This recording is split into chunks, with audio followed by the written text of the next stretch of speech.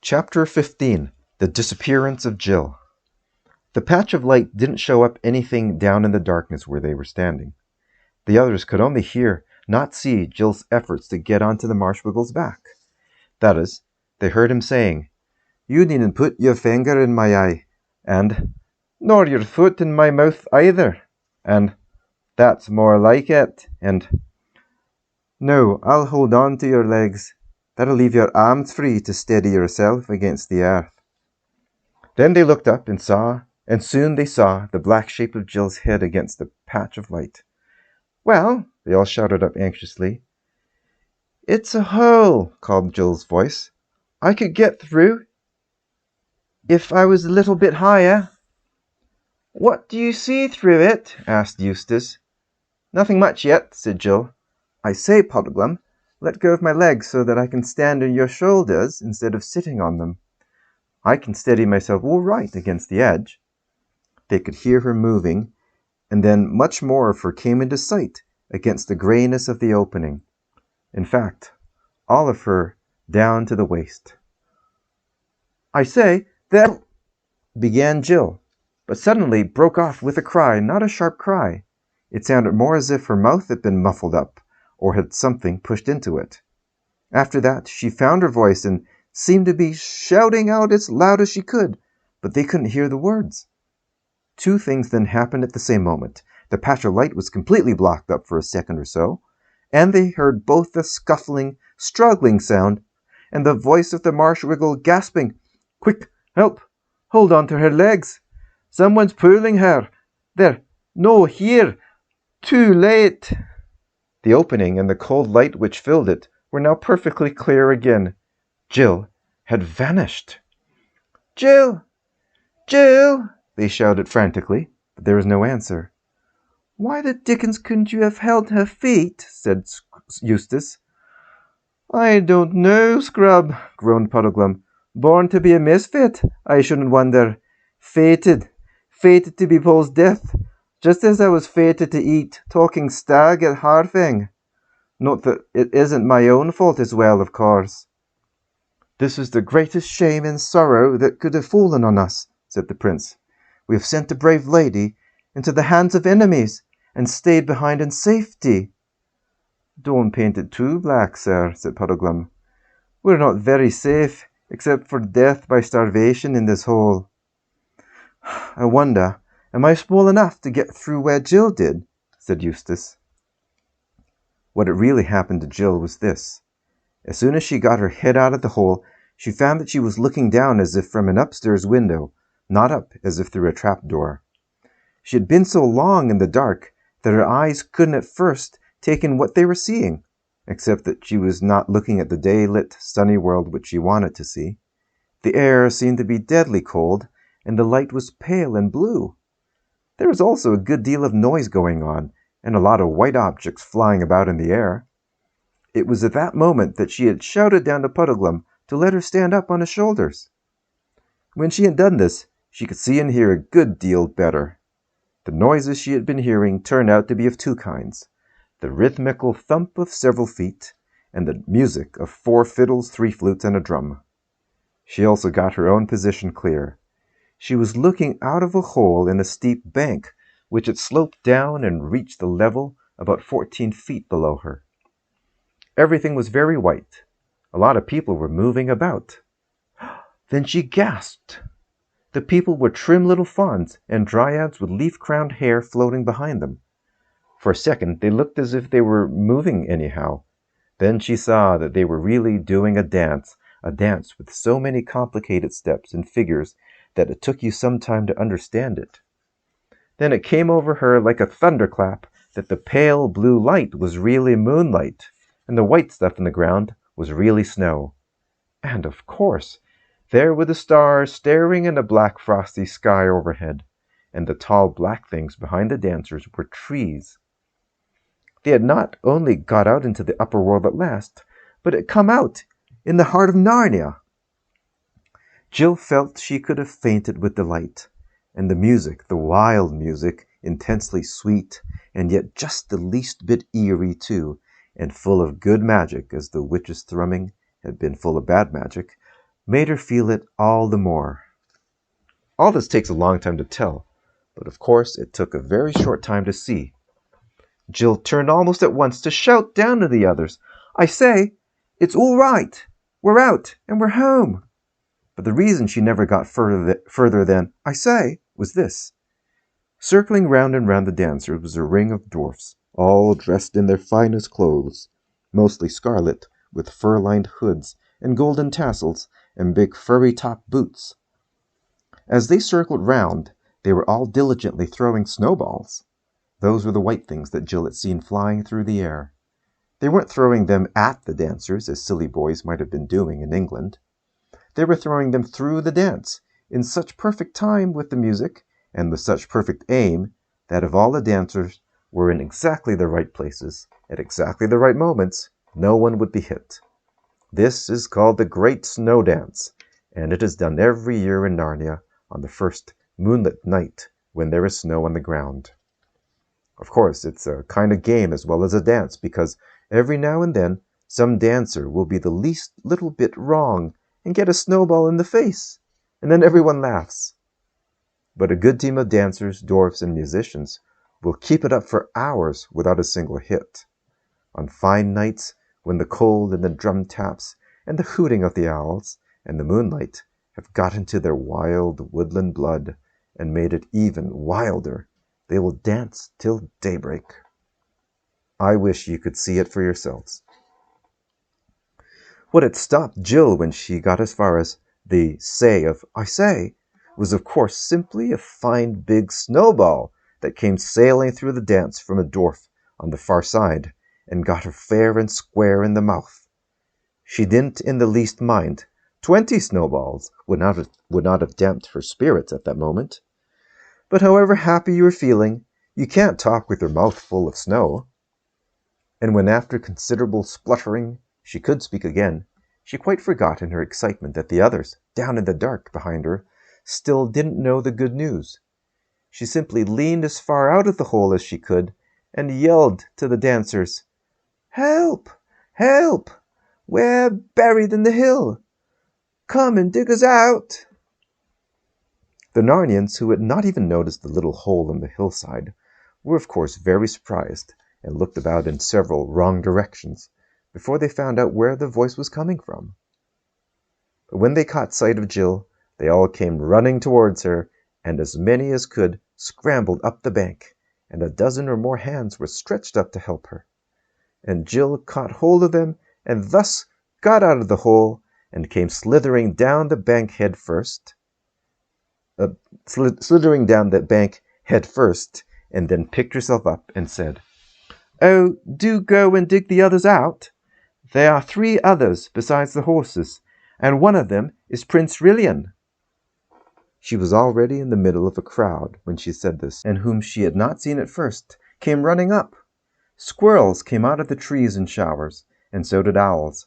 Hedgehogs came waddling as fast as their short legs would carry them. Bears and badgers followed at a slower pace. A great panther, twitching its tail with excitement, was the last to join the party. But as soon as they understood what Jill was saying, they all became active. "Pick and shovel, boys, pick and shovel! Off for our tools," said the dwarfs, and dashed away into the woods at top speed. "Wake up some moles! They're the chaps for digging. They're quite as good as dwarfs," said a voice. "What was that she said about Prince Rilian?" said another. "Hush," said the panther. "The poor child's crazed, and no wonder, after being lost inside the hill. She doesn't know what she's saying." "That's right," said an old bear. "Why, she said Prince Rilian was a horse." "No, she didn't," said a squirrel, very pert. "Yes, she did," said another squirrel, even perter. "It's quite true. Don't be so silly," said Jill. She spoke like that because her teeth were now chattering with the cold. Immediately one of the dryads flung around her a furry cloak which some dwarf had dropped when he rushed to fetch his mining tools, and an obliging fawn trotted off among the trees to a place where Jill could see firelight in the mouth of a cave to get her a hot drink. But before it came, all the dwarfs reappeared with spades and pickaxes and charged at the hillside. Then Jill heard cries of, "Hi, what are you doing? Put that sword down," and "Now, young un, none of that," and "He's a vicious one now, isn't he?" Jill hurried to the spot, and didn't know whether to laugh or cry when she saw Eustace's face, very pale and dirty, projecting from the blackness of the hole, and Eustace's right hand brandishing a sword with which he made lunges at anyone who came near him. For of course, Eustace had been having a very different time from Jill during the last few minutes. He'd heard Jill cry out and seen her disappear into the unknown. Like the prince in Puddleglum, he thought that some enemies had caught her, and from down below he didn't see the pale bluish light was moonlight. He thought the hole would lead only into some other cave, lit by some ghostly phosphorescence, and filled with goodness knows what evil creatures of the underworld. So that when he had persuaded Puddleglum to give him a back and drawn his sword and poked out his head, he had really been doing a very brave thing. The others would have done it first if they could, but the hole was too small for them to climb through. Eustace was a little bigger and a lot clumsier than Jill, so that when he looked out, he bumped his head against the top of the hole and brought a small avalanche of snow down on his face. And so, when he could see again, and saw dozens of figures coming at him as hard as they could run, it's not surprising that he tried to ward them off. "Stop, Eustace, stop!" cried Jill. "They're all friends. Can't you see? We've come up in Narnia. Everything's all right." Then Eustace did see, and apologized to the dwarfs, and the dwarfs said not to mention it, and dozens of thick, hairy, dwarfish hands helped him out just as they had helped Jill out a few minutes ago. Then Jill scrambled up the bank and put her head in at the dark opening, and shouted the good news in to the prisoners. As she turned away, she heard Puddleglum mutter, "Ah, poor Poll. It's been too much for her, this last bit. Turned her head, I shouldn't wonder. She's beginning to see things." Jill rejoined Eustace, and they shook one another by both hands, and took in great deep breaths of the free midnight air. And a warm cloak was brought for Eustace, and hot drinks for both. While they were sipping it, the dwarfs had already got all the snow and all the sod off a large strip of the hillside round the original hole, and the pickaxes and spades were now going as merrily as the feet of fauns and dryads had been going in the dance 10 minutes before. Only 10 minutes, yet already it felt to Jill and Eustace as if all their dangers in the dark and heat and general smotheriness of the earth must have been only a dream. Out here in the cold, with the moon and the huge stars overhead, Narnian stars are nearer than stars in our world, and with kind, merry faces all around them, one couldn't quite believe in Underland. Before they had finished their hot drinks, a dozen or so moles, newly waked and still very sleepy and not best pleased, had arrived. But as soon as they understood what it was all about, they joined in with a will. Even the fawns made themselves useful by carting away the earth in little barrows, and the squirrels danced and leaped to and fro in great excitement, though Jill never found out exactly what they thought they were doing. The bears and owls contented themselves with giving advice, and kept on asking the children if they wouldn't like to come into the cave. That was where Jill had seen the firelight, and get warm and have supper. But the children couldn't bear to go without seeing their friends set free. No one in our world can work at a job of that sort as dwarfs and talking moles work in Narnia. Then, of course, moles and dwarfs don't look on it as work. They like digging. It was therefore not really long before they had opened a great black chasm in the hillside. And out from the blackness into the moonlight, this would have been rather dreadful if one hadn't known who they were, came first the long, leggy, steeple-hatted figure of the Marshwiggle, and then, leading 2 great horses, Rilian the Prince himself. As Puddleglum appeared, shouts broke out on every side. "Why, it's a Wiggle! Why, it's old Puddleglum from the Eastern Marshes! Whatever have you been doing, Puddleglum? There have been search parties out for you. The Lord Trumpkin has been putting up notices. There's a reward offered." But all this died away, all in one moment, into dead silence, as quickly as the noise dies away in a rowdy dormitory if the headmaster opens the door, for now they saw the prince. No one doubted for a moment who he was. There were plenty of beasts and dryads and dwarfs and fauns who remembered him from the days before his enchanting. There were some old ones who could just remember how his father, King Caspian, had looked when he was a young man and saw the likeness. But I think they would have known him anyway, pale though he was from long imprisonment in the deep lands, dressed in black, dusty, dishevelled and weary.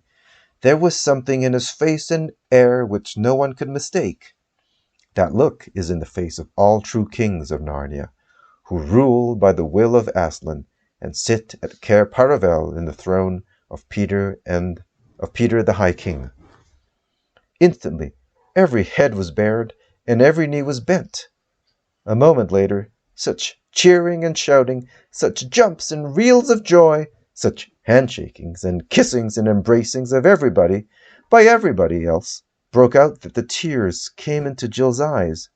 Their quest had been worth all the pains it cost. "Please it, your highness," said the oldest of the dwarfs, "there is some attempt at a supper in the cave yonder, prepared against the ending of the snowy dance." "With a good will, father," said the prince. "For never had any prince, knight, gentleman, or bear so good a stomach to his victuals as we four wanderers have tonight." The whole crowd began to move away through the trees towards the cave. Jill heard Puddleglum saying to those who pressed around him, "No, no, my story can wait. Nothing worth talking about has happened to me. I want to hear the news. Don't try breaking it to me gently, for I'd rather have it all at once. Has the king been shipwrecked? Any forest fires? No wars on the Calormen border? Or a few dragons, I shouldn't wonder." And all the creatures laughed aloud and said, "Isn't that just like a marsh wiggle?" The two children were nearly dropping with tiredness and hunger, but the warmth of the cave and the very sight of it, with the firelight dancing on the walls and dressers and cups and saucers and plates and on the smooth stone floor, just as it does in a farmhouse kitchen, revived them a little. All the same, they went fast asleep while supper was being got ready. And while they slept, Prince Rilian was talking over the whole adventure with the older and wiser beasts and dwarfs. And now they all saw what it meant, how a wicked witch, doubtless the same kind as that white witch who had brought the great winter on Narnia long ago, had contrived the whole thing, first killing Rilian's mother and enchanting Rilian himself. And they saw how she had dug right under Narnia and was going to break out and rule it through Rilian, and how he had never dreamed that the country of which she would make him king in name but really her slave, was his own country. And from the children's part of the story, they saw how she was in league and friendship with the dangerous giants of Harfang. "And the lesson of it all is, your highness," said the oldest dwarf, "that those northern witches always mean the same thing, but in every age they have a different plan for getting it." End of the chapter.